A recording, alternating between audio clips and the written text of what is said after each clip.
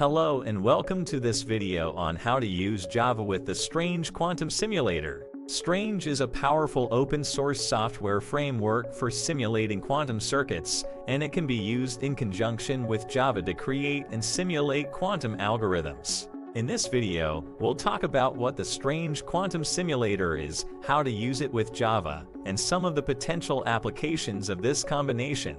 What is the Strange Quantum Simulator? The Strange Quantum Simulator is an open-source software framework for simulating quantum circuits. It is designed to be highly flexible and scalable, and it can be used to simulate a wide range of quantum algorithms. The Strange Quantum Simulator provides a set of tools and libraries for developing and simulating quantum circuits, and it can be used in conjunction with a variety of programming languages, including Java. How to use Java with the Strange Quantum Simulator.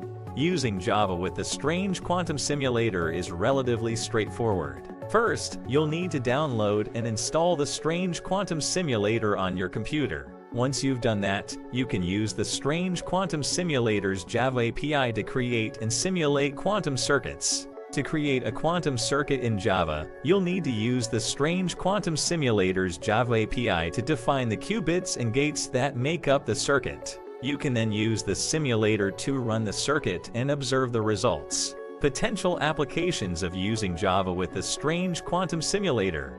Using Java with the Strange Quantum Simulator has a wide range of potential applications in areas such as cryptography, optimization, and more. For example, researchers are exploring the use of quantum computing in the development of new encryption methods, which are designed to be more secure than traditional encryption methods. Java and the Strange Quantum Simulator can also be used in the development of new algorithms for optimizing complex systems, such as logistics networks and financial portfolios. Additionally, the combination of Java and the Strange Quantum Simulator can be used in the simulation of complex chemical reactions for drug discovery. Conclusion.